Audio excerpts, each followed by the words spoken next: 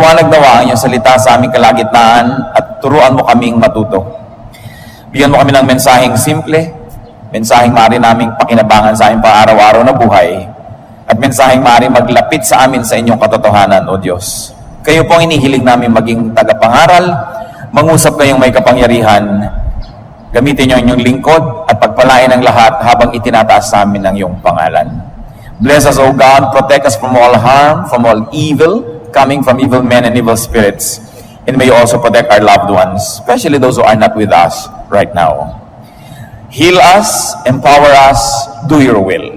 We seek you, Father, in the name of Jesus, your Son, our Lord. Genesis 22, verses 1 to 2. Sometime later, God tested Abraham. He said to him, Abraham, here I am, he replied. Then God said, take your son, your only son Isaac, whom you love, and go to the region of Moriah. Sacrifice him there as a burnt offering on the one of the mountains I will tell you about. Matapos po na si Abraham ay tawagin ng Diyos mula sa kanyang native country, pinaalis mula sa piling ng kanyang kamag-anak, pinapunta sa isang lupain na siya ay naging banyaga at dayuhan, at matapos na pangakuan ang magkakaroon ng anak, at matapos ang pagkatagal-tagal na panahon bago nagkaroon, ngayon ay hinihingi ng Diyos na ang anak na ito ay ibigay sa kanya bilang isang handog. At pinakadiin-diin pa ng Diyos, your only son. You will notice that Ishmael was conveniently ignored. Samantala alam naman natin na ipinanganak na si Ismael bago ito. Whom you love, talagang idiniin pa, and sacrifice him there as a burnt offering. Human sacrifice was practiced by neighboring tribes, but this is the only reference to Yahweh as asking for a human sacrifice. Alam niyo po yung maghahandog ka ng isang bata o isang kabataan para sa Diyos o sa kinikilalang Diyos ng anumang lahi ng panahon na yon, kailangang igapos ang taong ito at saksakin ito sa kanyang puso para bawian ang buhay, tumigis ang dugo at susunugin ang laman as a burnt offering. Sometimes we are too used to hearing this story that we are no longer horrified by the concept of a human sacrifice. And probably we are comforted by the fact that it did not push through, it did not happen. But we only know that it didn't happen because we're looking at the story after it happened. But if you were Abraham and everybody else in his family, while it was happening, you didn't know how it would end. And you'd think it would end the usual way, tragic, gruesome, bloody. At yan po ang napakabigat na hiningi ng Diyos kay Abraham. Ialay mo ang iyong anak. Itatali, sasaksakin, susunugin bilang isang handog. Genesis 22, 3 to 8. Early the next morning, Abraham got up and saddled his donkey. He took with him 2 of his servants and his son Isaac. When he had got enough wood for the burnt offering, he set out for the place God had told him about. On the 3rd day, Abraham looked up and saw the place in the distance. He said to his servants, stay here with the donkey while I and the boy go over there. We will worship, and then we will come back to you. Abraham took the wood for the burnt offering and placed it on his son Isaac, and he himself carried the fire and the knife. As the 2 of them went together, Isaac spoke up and said to his father Abraham, Father? Yes, my son. Abraham replied, the fire and wood are here. Isaac said, but where is the lamb for the burnt offering? Abraham answered, God himself will provide the lamb for the burnt offering, my son. And the 2 of them went on together. Hindi nagpatumpik-tumpik ang Abraham na ito. Kinabukasan, maagang-maaga pati pa sumisikat ang araw, ay pinaghanda na niya ang paglalakbay para magpunta sila doon sa lugar kung saan ihahandog ang bata. Mahabang paglalakbay. Dahil sabi po sa atin ng Genesis 22, matapos ang 3 araw ng paglalakad, ay natingala at nakita pa lang nila yung tuktok ng bundok na pupuntahan nila. Hindi pa sila nakarating nung 3rd day, nakita pa lang nila. At kahit kayo na sa Metro Manila, makikita niyo ang tuktok ng bundok ng Makiling, kung nasa ibabaw kayo isang building, hindi ibig sabihin malapit na kayo. Ibig sabihin pa lang, nakita niyo yung tuktok. Yun ng buwan, nakikita natin, hindi ibig sabihin malapit. So mahirap ang paglalakbay, mahaba. At kuminsan, sobra nang nag-glorify itong kwentong ito na hindi na natin nararamdaman yung drama, yung pait, yung hapdi, yung kirot, na maring naramdaman ng lahat ng taong sangkot dito sa isang kakaibang pagsubok. lalong-lalo na nang nagtanong ang bata. By this time, mga teenager na itong si Isaac. No? Mayroong hustong isip na at kaya na niyang magbuhat at tumulong sa kanyang tatay. At sabi niya, Father, where's the lamb? Meron nga ba naman nag-o-offer na walang i-offer? You feel the drama, you feel the heat. And Abraham said, God will provide. We don't know if he knew. We don't know if he just believed. We don't know what he meant by God will provide. Pwede rin naman niyang sabihin, ikaw na-provide na, ayan na. Hindi in-explain ng Bible ang talinghaga at lalim ng pangungusap na ito that God will provide. Many theologians like to interpret that it is very, very strong faith, and he said, God will provide. But that's an interpretation. You can have other interpretations because the Bible never explained what it meant. Pero ang dapat po nating isipin, mga kapatid, is what could have transpired between Isaac and Abraham after this traumatic event. They will never be the same. Kung kayo isang tatay at ang isang anak na ibinubukod tangi at minamahal, ay ipaglalakbay ninyo at igagapos ninyo at sasaksakin ninyo dahil talaga namang kahuli-hulihang moment na lang siya pinigil ng anghel Talagang sasaksakin Anong iisipin nyo kung kayo si Isaac? Matagal na natin na pag-aaralan yung punto de vista ni Abraham. Tingnan natin yung punto de vista ng anak. What would Isaac think of his father who would sacrifice him? Would you say, praise God, my God is a very great faith, he will kill me? If you were the son, would you think that way? How would Isaac relate to his father after this? The Bible is silent. The Bible doesn't record a happy journey back home. The Bible doesn't record a happy life of father and son afterward. And how about Sarah? Ano kaya po ang inisip ni Sarah? Na nananahimik sila sa kanilang bayan, maunlad ang buhay, mariwasa, biglang binunot ni Abraham ang buo niyang pamilya at dinala sa isang lugar, sa isang lupalop, na nung dumating sila ay meron pang famine. Kinailangan pa siyang pumunta sa Ehipto kung saan nanganib na maagaw si Sarah at napatay siya dahil maganda yung babae, baka patayin yung lalaki at kukunin ni Pharaoh ang babae. At ipinamigay naman talaga siya ng Abraham. Sinuli lang ng Pharaoh dahil nakaramdam siyang may masamang nangyayari dahil mali ang kanyang ginagawa. At hindi lang yun, naulit pa, ibinigay pa sa isang hari na naman nung sila na naman ay nakiraan sa isang kaharian. Anong isipin ni Sarah sa kanyang asawa? Na matapos siyang magalit kay Hagar, sabi niya, palayasin mo ang mag-ina, matapos siya rin naman ang may pakana na anakan ni Abraham, itong maid niya. Palayasin mo sila. At binigyan lang ng konting tubig, pinalayas nga. At kung hindi pa naghimala ang Diyos, ay mamamatay sa disyerto ang mag-ina. At ngayon, anong iisipin niya sa kanyang asawa na yung si Isaac naman, na kanilang bukod tanging anak, ang dadalhin doon sa bundok ng Moriah para paslangin, para i-offer, at para sunugin. The Bible is quiet about her reaction, but the next significant event about her is that Sarah dies. This is the next significant event recorded. So far, there will be no mention again of Isaac until he was about 37 years old. Tahimik.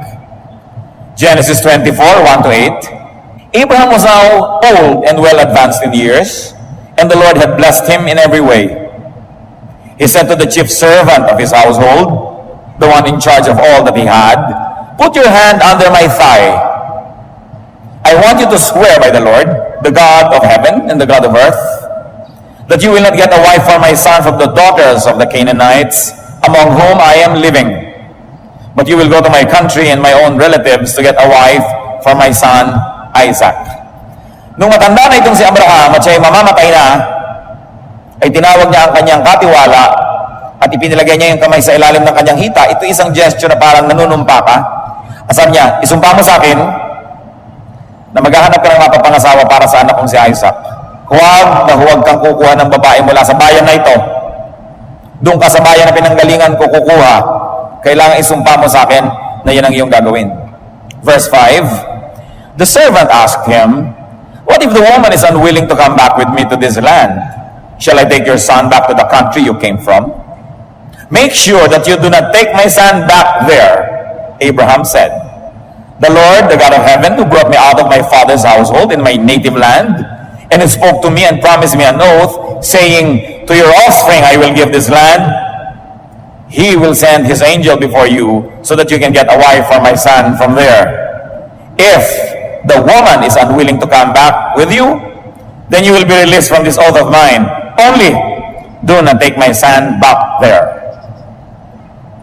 So Abraham was more or less 137 years old, and his son was 37. As he lay dying, Abraham called not Isaac, but a servant. Did you notice? To entrust him the stewardship of his household, not to Isaac, and to give him the task of getting a wife for Isaac, not to Isaac. Read between the lines. Although the Bible is silent, Oriental literature doesn't say everything. Just like the way Orientals talk, you have to listen for the unsaid. Kailangan ikaw ay nakikiramdam, bakit hindi yung anak ang kinakausap?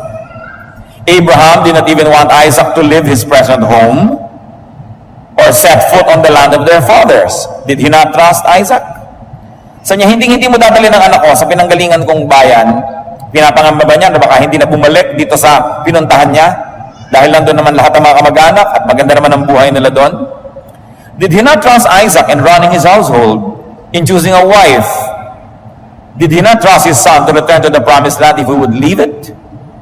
Ang question is, after this episode of him being sacrificed, kahit hindi natuloy, did Isaac not grow to be a strong, dependable man? Did the experience scar him for life? Abraham did not give the instructions directly to Isaac. And Abraham did not even pass the blessing to Isaac in person. Proxy pa. Iniutos lang. As far as the biblical record and as far as Abraham's behavior were concerned, Isaac did not seem to exist much. Walang masyadong nabanggit. No? Kaya dapat natin imagine what gulf could have existed between father and son. What damage in Isaac's personality could have been inflicted by the sacrifice episode, by such a possible gap afterward. Genesis 22, 66 to 67. Matapos ito na nakahanap na ng mapapakasalan, etc., etc., then the servant told Isaac all he had done. Isaac brought her into the tent of his mother Sarah, ito na yung mapapangasawa, and he married Rebekah. She became his wife, and he loved her, and Isaac was comforted after his mother's death. Ito po lang ang talo ng kwento sa mga relevant na mga istorya. Ikinasal at ikinasal itong si Isaac. There was no mention of Abraham in the wedding episode. And the Bible clearly points to Isaac's mourning and sorrow over his mother's death. Interestingly, there is no such mention about his feelings when Abraham died. Dutifully, Isaac buried Abraham, Genesis 25:9. His sons Isaac and Ishmael buried him in the cave of Machpelah near Mamre. But that's all. No feelings. Pero noong namatay yung ina, sinabi, indirectly na ipinagluksa dahil nagkaroon daw ng kaunting ginhawa. Dahil nagkaroon ng asawa, kaya na-comfort siya mula sa pagkamatay ng kanyang ina. Though the Bible says Isaac was blessed by God after his father died, and that he became rich too, the Bible was also clear that Isaac was blessed not for his own sake, but for the sake of his father Abraham. Yumaman naman yung Isaac, pinagpala, pero malinaw din ipinagdiinan ng Biblia na pinagpala siya hindi dahil sa kanya, kundi dahil sa kanyang ama. Genesis 26:24. That night the Lord appeared to him and said, I am the God of your father Abraham. Do not be afraid. Abay, ikaw nga ba hindi matakot ipinapa-sacrifice ka, no? Ayun, biglang kinausap siya, di matatakot ka ang Diyos, baka i-sacrifice na naman ako. So sabi niya, do not be afraid, for I am with you. I will bless you, and I will increase the number of your descendants for the sake of my servant Abraham. Obvious ba? Idinin pa. But God had to reassure Isaac not to be afraid. And that's a very interesting twist in the story. No? Apparently, Isaac would not recover from the damage of his youth. His two most important moments, you will notice, were both spent lying down, afraid. One, he was lying down as a sacrifice on the altar. And two, at the close of his life, he He was lying down as a blind, dying man who was being deceived. Doon sa una, he was being sacrificed. Now he was being deceived. He was deprived of his control of his inheritance dahil alam natin na dinaya itong si Isaac ng kanyang asawang si Rebecca at ng kanyang anak na Jacob. Inagaw nila yung mana na dapat ay nagpunta doon sa panganay na si Esau, pero inagaw ni Jacob sa pakikipagsabuatan ng kanyang ina. So you see here a man, Isaac, who was going to die in a very unceremonial way. He was not controlling his life. He was not controlling the inheritance he would give away. He was being deceived, and once more he was lying down, like the opening of his story, that he was lying down on Mount Moriah. He could not control his own inheritance, his own marriage, and his own blessing.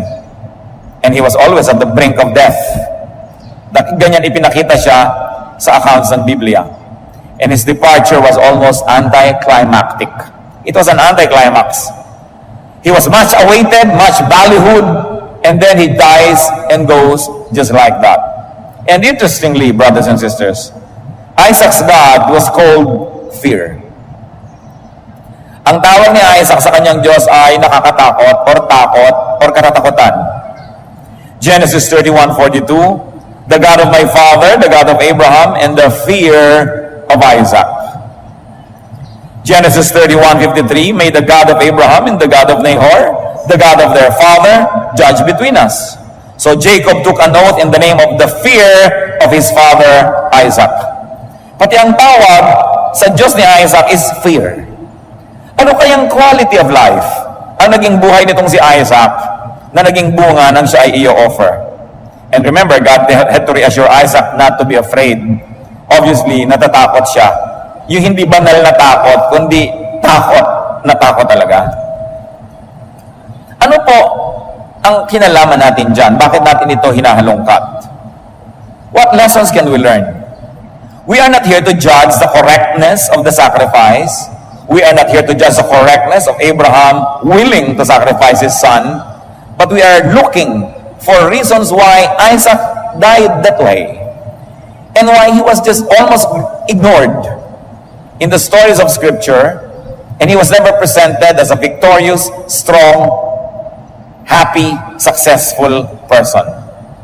Bakit natin pinag-aaralan yon?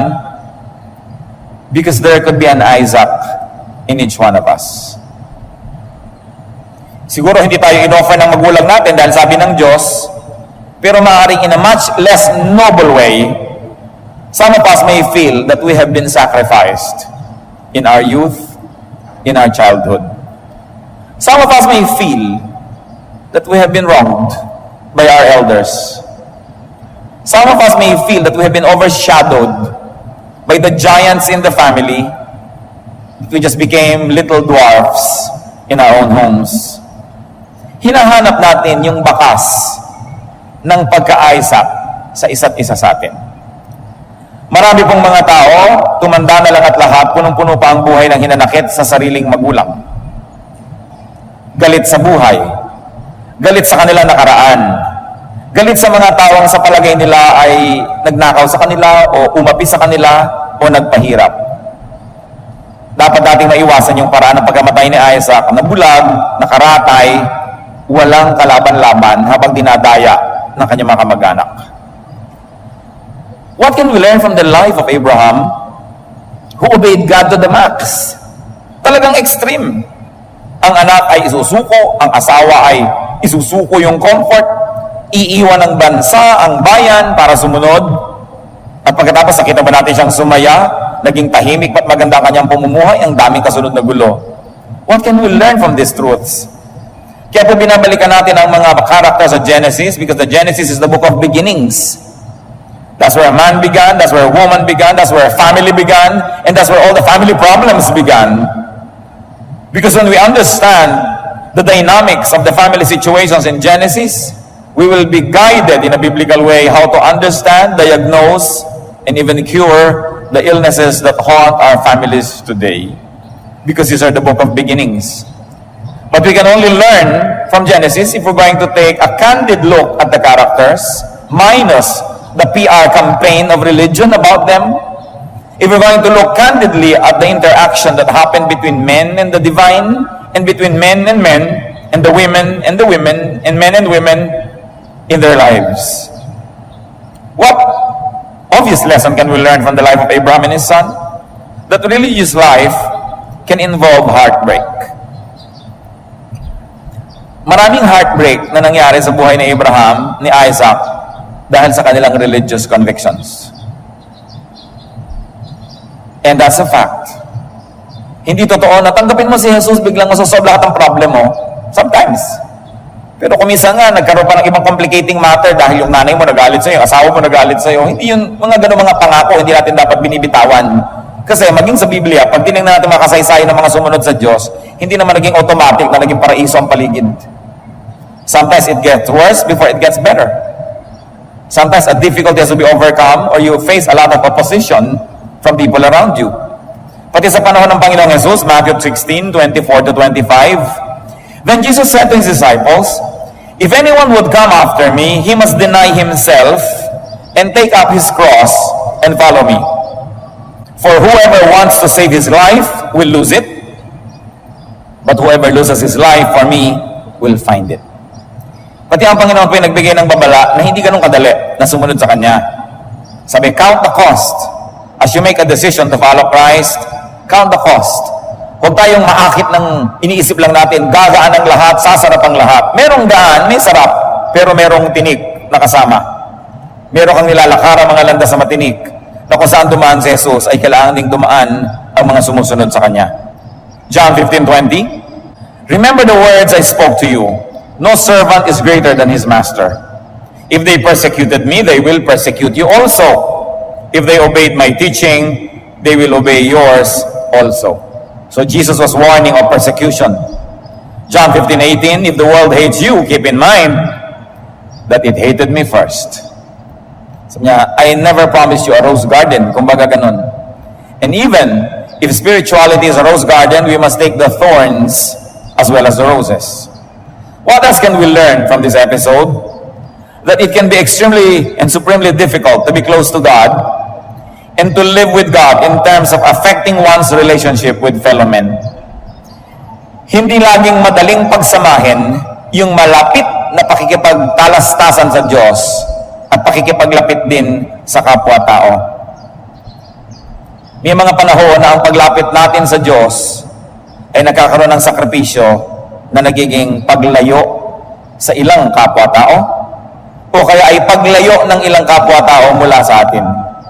Matthew 19:29, and everyone, sabi ni Lord, who has left houses or brothers or sisters or father or mother or children or fields for my sake will receive 100 times as much and will inherit eternal life. So alam din ng Panginoon na ang pagsunod sa Diyos, ang pagsunod sa Kanya, ay maaring mga hulugan ng pagkakapatid ng ilan nating relasyon sa kapwa-tao. Huwag naman kayo makipagpatid ng relationship at makipag-goodbye sa mga tao kung hindi naman talaga kayo pinapag-goodbye ng Diyos. Hindi kailangan gawin yun kung hindi naman talaga kailangan. Another thing that we can learn is that it can be supremely difficult to implement or the divine imperative, the divine agenda in relation to people around. Pag may pinapagawa sa atin ng Diyos, hindi laging madaling sundin. Kung minsan parang nagsisisigaw ang iyong isip na hindi dapat sundin. Pero ang ginawa ni Abraham, sumunod siya. Hindi naging sobrang mabulaklak ang bunga nun, nagkabunga na mabigat din at hindi rin masarap. Kung nais nating lumago sa ating pananampalataya at pagsunod sa Diyos, hindi natin dapat pagmukhaing cartoons ang buhay espiritual. Hindi dapat pagmukhain na overly simplistic na masaya sapagkat may kasama talaga na sakripisyo. Romans 7:18, I know that nothing good lives in me, that is in my sinful nature. For I have the desire to do what is good, but I cannot carry it out. So, sinasabi dito ni Paul, ang una kong kalaban para maging maka-Diyos ay hindi ibang tao, sarili ko mismo. Kasi ibang gusto ko sa gusto ng Diyos. At nakita niyo ang mag-asawa na si Ananias and Sapphira, sumunod na nga sa magandang layunin, nagbenta ng lupa para i-donate sa church ang pinagbilhan. Napakaganda na sana, pero ano naging wakas? Acts 5:1-2. Now a man named Ananias, together with his wife Sapphira, also sold a piece of property. With his wife's full knowledge, he kept back part of the money for himself. He brought the rest and put it at the apostles' feet. Nag-pledge na sila na ibebenta ang isang ari-arian at ibibigay sa church ang pinagbilhan, pero nangupit pa sila. Napagkasunduan pa na mag-asawang mangupit. Ang naging ending, pareho silang biglang namatay sa harap ng buong kongregasyon. So nakikita natin yung hirap sumunod, yung ayaw sumunod, at yung gustong sumunod na kalaban ng sarili, at yung sumunod na hindi pa nilubos dahil nakasingit pa rin yung personal na kagustuhan. When you look at the Bible giants, Adam could not obey. Hindi nagtagal ay nag-disobey. Cain could not give an acceptable offering. Noah ended up a drunkard. And Lot also ended up a drunkard. These giants all failed one way or the other. Abraham had to sacrifice his clan, his wife, his son. And Isaac had to live in the shadow of a childhood trauma. To him, God was fear. How do you repair a person who goes through such a difficulty? Ano pa po ang pwede natin matutunan? And this time, reference lang natin yung faith ni Abraham, pero inaalis na natin sa kanya yung kwento sa atin na that relentless faith can lead to fanaticism. That relentless faith can lead to lack of humanity. Pagka-extreme, labis ang pagkarelihiyoso, ang pananalig, nagiging panatiko ang tao, at sa pagiging panatiko, madalas nawawala ang kanyang kagandahang loob sa kapwa. Nawawala ang kabaitan. Siya nagiging malupit sa kapwa na hindi sumasang-ayon sa kanyang pananalig. The lack of humanity that has damaging effects upon others. Kaya ang pinakamalulupit kung minsan na ginagawa ng tao sa kapwa ay sa ngalan ng Diyos. Dahil sa religious conviction. Ito ba talaga ang gusto ng Diyos? O fanaticism lamang? John 16:2, ibinabala sa mga susunod kay Jesus, they will put you out of the synagogue. In fact, a time is coming when anyone who kills you will think he is offering a service to God. Sabi yan, ang mga papatay sa inyo, isipin nila natutuwa ang Diyos, naglilingkod sila sa Diyos. At hindi ba't maging hanggang ngayon? Naliligid tayo ng napakaraming malalagim na mga kasaysayan ng mga pinapatay na tao ng kapwa-tao sa ngalan ng Diyos noong pumatay.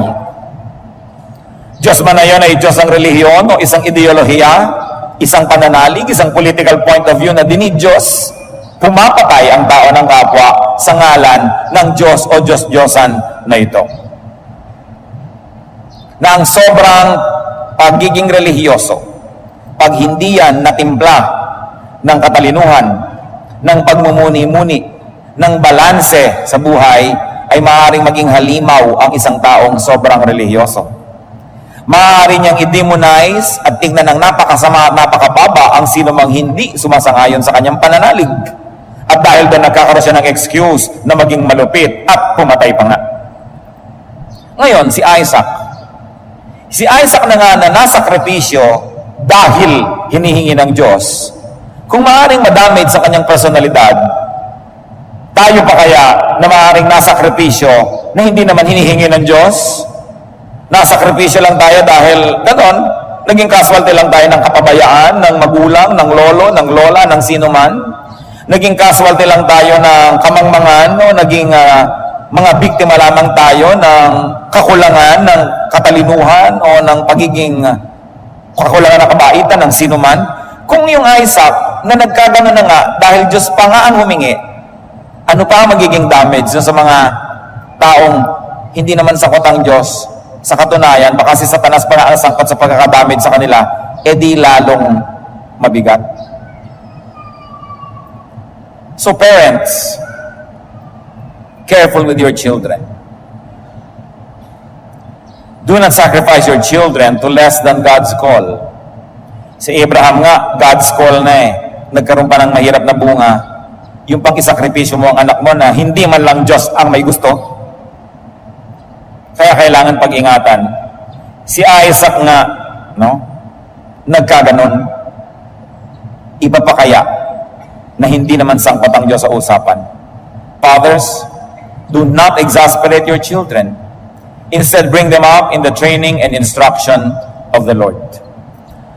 Napakarami pong mga buhay. Pag tinignan mo, bakit ganitong ugali ng taong ito? Bakit siya napakasungit? O bakit siya napakaseloso? Bakit siya napaka-insecure? Bakit mainggitin? Bakit masyadong magpalapintas? Bakit wala nang pasado sa kanya? Lahat na lang mali. Bakit ayaw magtiwala? Ba't ang dumi-dumi ng isip? Bakit lahat kinatakutan? Kadalasan ang mahahalongkat niyang dahilan, they were damaged in their youth. They were damaged in their childhood. Abusive parents, abusive grandparents, abusive relatives na nakikitira kasi inaabuso ang mga bata, abusive teachers, sometimes even abusive religious leaders, minomolestya ang mga bata na ipinagkakatiwala sa kanila na kalinga. Napakalaking krimen ang krimen sa bata. At hindi na natin ngayon tinatawag na krimen yung ginawa ni Abraham. Lampasa tayo sa kanya. Pinag-usapan lang natin. Ang pag-usapan natin ngayon, yung mga pagkukulang at pag-abuso sa bata na hindi naman Diyos ang humingi. Yung Diyos na nga humingi ng sakripisyo, nagkaroon pa ng ganong effect. Di lalo na yung hindi naman siyang humingi. Kaya mga kapatid, ang gulo-gulo ng mundo, kaya ang dami-dami mga tao na extremist ang pag-iisip, hindi nagigilty kahit magpasabog ng mga kuno-ano at pumatay ng marami. Maaaring may mga malalalim na sugat ang puso nila na nalikha nung sila yung mga bata pa, hindi na pagaling, hindi na paghilom at patuloy na nagbibigay sa kanila ng pait at abdi, kaya meron silang kagustuhang gumanti. May mga tao, mga sadista, naging manager, naging supervisor, kutakot-takot na pananadista sa mga empleyado ang ginagawa. Hindi mo malaman kung sinong ginagantihan. Hindi naman yung mga kilala yun nung araw, pero dahil hindi na isara ang sugat at nakangangapat, dumudugo pa, patuloy na inihahanap ng paghihiganti. Gaano karaming tao ang nakakalampas ng pagiging bata na hindi na damage by verbal abuse, by sexual abuse, by all other forms of abuse. Kaya napakaraming mga tao naglalakad sa mundong ibabaw, may dala-dala na mga bombang handang sumabog kahit sa anong saglit. Kaya nagiging napakapapanganib na mamuhay kasama ng napakaraming mga tao kasi hindi mo alam kung anong baggage ang dala nito at dala nun dahil sa mga kapabayaan ng magulang. Sa Judges 11, ipinapakita dito ang isang tao na sumumpa sa Diyos dahil binigyan siya ng tagumpay. Sino man ang unang lumabas sa bahay ko na sasalubong sa akin, papatayin ko. Eh ang unang lumabas yung kaisa-isa niyang anak. Sa inyo, naku anak ko, nanumpa ako sa Diyos, kaya ito, papatayin kita. Eh, ba't ka kasi nanumpa? At kung sakali man na dumating yung panahon na gumawa ka ng isang ganong panata, isang ganong sumpa, at nakikita mo hindi mabuti para sa kapwa, edi, humingi ka ng tawad sa Diyos, bawiin mo, maunaway naman siya. Bakit kasi sira ng tao para tundin mo yung panata mo sa Diyos? Yung Diyos naman, napapakiusapan. Si Abraham nga, nakiusap na huwag pa sirain yung buong Sodom for the sake of 50, 40, 30, 20, 10 people. Pumayag yung Diyos eh. So pwede nating, Lord, patawarin niyo na po ako pero hindi ko matutupad yung panata ko kasi marami palang tao nahihirapan at nasasaktan dahil sa panata na yan. Taong mahal mo rin. Pwede naman tayong makipagkasundo sa Diyos eh. Pero huwag nating isacrifice sa mga tao. Nakita niyo ang sacrifice na nangyari kay Sarah dahil itong Abraham ay merong religious conviction.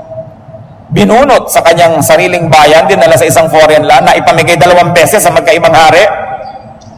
Mga husbands, gaano karami na sa sacrifice ang wives nyo dahil sa inyong mga career moves o sa kawalan nyo ng career?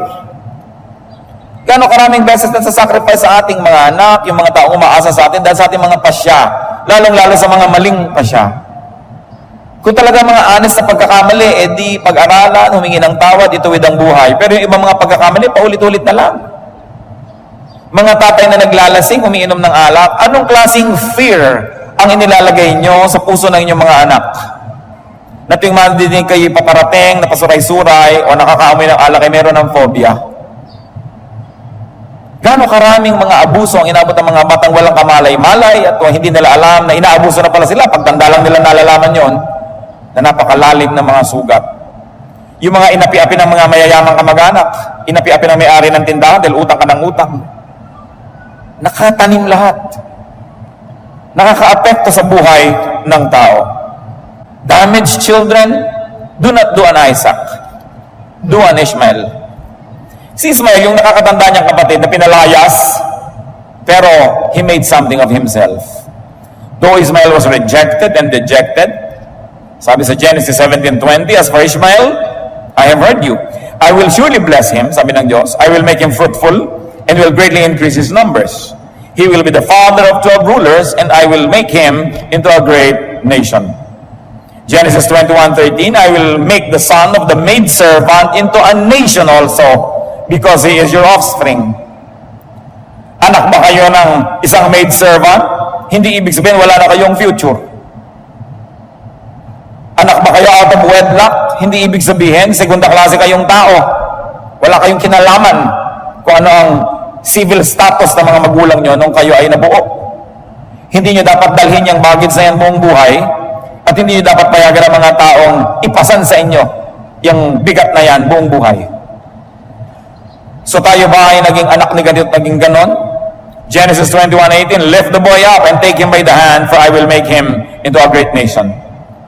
Naranasan nyo na ba na parang kayo yung rejected tulad ni Ismael, pinalayas? Pinalayas nga na maaaring mamatay sa disyerto, but he became a great man nevertheless. Mas malalim ang balon na pinag-ahunan, kapatid. Mas madilim ang pinanggalingan, mas dapat galingan, tibayan ang loob para gumanda ang hinaharap. Hindi kailangan tayo maging alipin, tayo maggapos sa nakaraan, lalo kung ang nakaraan ay hindi maganda. Hindi sapat na sisihin na natin ang sisihin ng nakaraan ng ating mga magulang, ating kahirapan. Tapos na yun, kung tapos na. Ang mahalaga ay paano ngayon tayo uusad, paano tayo babangon, at paano itutuloy ang buhay. If you were an Isaac, even if you were an Ishmael, strengthen yourself.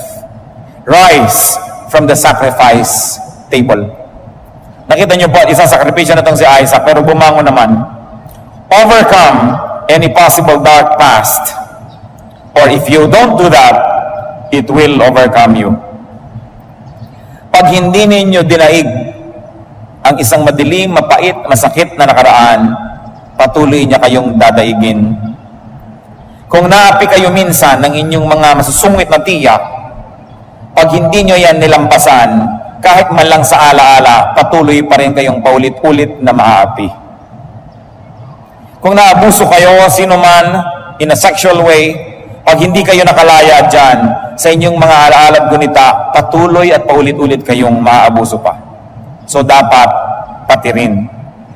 If you had a difficult sonship or daughterhood, if you had a difficult childhood or youth or past, overcome. And the quickest, the most effective, the most powerful way to overcome it is to forgive those that offended you. Habang hindi nyo pinapatawad, kayo magiging bilanggo ng tao o ng mga taong ito. Kung gaganti lang kayo, mauulit-ulit lang. Sa mga pag-aaral natin sa Genesis, makikita nyo paulit-ulit. Yung lolo may favoritism, yung tatay may favoritism, yung anak may favoritism na naman. When you look at the dysfunctional families of Genesis, nagdadayaan, nag-aagawan ng mana, nagsusumpaan, nagpapatayan, makikita ninyo na may pinagmulan ng gulo ng mga pamilya ngayon. At bagamat masakit na ungkatin at buklatin pa ito, kailangan nating balikan, gunitain para matutunan natin ang mga leksyon. Para huwag na nating tahakin ang landas na mali nilang tinahak at upang gawin natin ang higit na tama. We are more capable of having a more righteous life now because we have their lives as references. They never had ours. May advantage tayo mga kapatid. Overcome by forgiving. Gusto kong bigyan ng diin, hindi natin binibigyan ng judgment yung ginawa ni Abraham at ang ipinagawa sa kanya ng Diyos. Gusto lang natin gawing reference sa pag-uusap tungkol sa issue na may mga tao na rightly or wrongly, they think they were abused. And they never recover from it. But in Jesus there is freedom. In Jesus there is a new life. 2 Corinthians 5:17. If anyone is in Christ, he is a new creation. The old is gone. The new has come. Kung meron kayong mga nakaraan na dapat nang limutin, lalong-lalo mga hinanakit at galit, baka kuminsan kasi akala natin nagpatawad na tayo, pero tingnan naalala mo, nagagalit ka pa rin, nagtatampo ka pa rin, at may mga masasama tayong ugali na bunga ng akala natin ay tayo naapi, o naapi nga tayo, may bunga. At sa pagsama ng ating ugali, umihirap tayong kasama, dumadami lalo ating makaaway, lalong sumisikip ang ating mundo, patuloy tayong hinahagupit ng mga hampas na sinimulan ng ibang tao nung araw, pero ngayon tayo na nagpapatuloy. That's why people have to be free. You don't want to die like Isaac, old, blind, bedridden. He could not control the passing on of his inheritance, being deceived by the people close to him. That's not the way to go. Hindi natin alam kung ano na magita sa mag-amang ito. Baka naghinanakit sa buong buhay, hindi niya pinatawad ang kanyang ama, nagkaganon-ganon tuloy ang buhay niya. Pwede yun. Pwede rin hindi yun, kasi wala namang sinabi. Pero hindi naman mahirap isipin na nagkaroon sila ng distance. Kung minsan ang distance natin sa ating magulang, nauulit, nagiging distance sa atin ng ating anak. O kaya we overcompensate. Sobra na natin binabaligtad yung pamamaraan ng magulang natin na hindi natin nagustuhan, sumobra ka naman ngayon mapagbigay, sumobra ka mabait, extreme pa rin, abusado naman ng mga anak mo, hindi kayo na-appreciate. Ganon din ang magiging bunga. May agwat din, kalungkutan, pagkakahiwalay. Kaya ang mahalaga balance. Hindi masarap pag-aralan ng mga kasaysayan ng mga pamilya sa Old Testament kasi puro mga scandal in the family. At hindi rin irresponsible type of study na ipakita sila na parang cartoon character, parang mga character sa isang Belen, na life is always nice and good and godly. Nakita natin na maraming pait, maraming hapdi, maging ang pagsunod sa inuutos ng Diyos. But what can we do? That is life. That is reality. Hindi na pwede yung two-dimensional study of biblical characters. Kailangan may 3 dimensions. Depth. Lalagyan natin ng lalim ang kanilang pagkatao sapagkat sila yung mga taong tulad natin. May mga pagkakamali, may tamang ginawa, may mga maganda at may mga hindi maganda. But we have a life ahead of us. And that life ahead of us can be spent in a better way, in a more godly way, in a more fruitful way, if we will know how to deal with the past. That's why we have to look back to Genesis. The beginning of family sorrows and the program and the blueprint of the sorrows of families even today. Diyos namin sa langit, turuan niyo po kami. Bigyan niyo ng kahulugan ang mga salita sa Biblia na inyong sinadyang ipamana sa amin. Turuan mo kaming makita ang dapat makita, huwag magbulag-bulagan sa mga nakasulat. Maproseso ito at maunawaan ko anong kinalaman nito sa aming buhay. Kung na-damage man o hindi, itong si Isaac nang nangyari at namagitan sa kanilang mag-ama, marami sa mga tao ngayon, Panginoon, na damage dahil sa mga namagitan sa kanila at kanilang ama o ina o iba pang mga tao sa kanilang pamilya. Ituro mo sa amin ang higit lalong mabuting daan kung paano ito haharapin. Kung paano bubunutin ang mga ugat ng mga pait ng kahapon. Kung paano magkakaroon ng bagong buhay kung nagkasalasalanta, nagkagiba-giba ang buhay namin. Turuan mo kami, Panginoon, na pahalagahan ang mga nalalabi pang araw ng aming buhay. Dagdagan ito ng kulay, ng musika, ng sayaw, ng ganda, ng kasiyahan, ng kapayapaan, ng kabanalan. Lalong-lalo kung mayroong mapait na bahagi at madilim na nakaraan. Palayain mo kami, O Diyos, mula sa mga gapos ng nakaraan na patuloy na hanggang ngayon ay naglilimita pa sa amin. Yumuko tayong lahat, mga kapatid, nais kong manalangin. Narito ang Panginoon na tayong mananalangin sa Kanya. Sino man sa atin, meron pa kayong daladalang sugat dahil sa inyong childhood, dahil sa inyong youth, o kahit dahil sa recent past. Ang pakiramdam nyo, kayo nadaya, kayo nalamangan, kayo naapi, at meron pa rin kirot, may epekto sa inyong behavior, sa inyong ugali. At gusto nyong yan ay isuko na sa Panginoon ngayon. Mananalangin tayo. Pag-aralan natin ang leksyon ng nakaraan. You don't want to go like Isaac. You like to go in control of your faculties. At kung ano man, at may hinanakit pa tayo sa ating mga magulang o sino man, na damage man tayo, hindi man glorious ang pagkakaluwal dito sa mundong ibabaw, isusuko natin sa Panginoon. Kasalanan ng iba ay patawad at ang mga sarili nating kasalanan na ihingi ng tawad. Mga kapatid, ang Diyos ay narito, napakalakas ng kanyang presensya. Manalangin kayo personal. Kung meron kayong kailangan hingi ng tawad, ihingin nyo. Kung may kailangan patawarin na ngayon. You can never forgive enough. Kahit pa ulit-ulit tayong gumagawa nito, may nalilimutan at naiiwan na pinapatawad, kaya may natitira pa mga ugat. Magpatawad kayo ngayon and get out of this hole. A brand new anak na si Jesus. Lagutin niyo po ngayon din ang lahat ng mga tali ng nakaraan na nagpapahirap sa buhay ng iyong mga anak.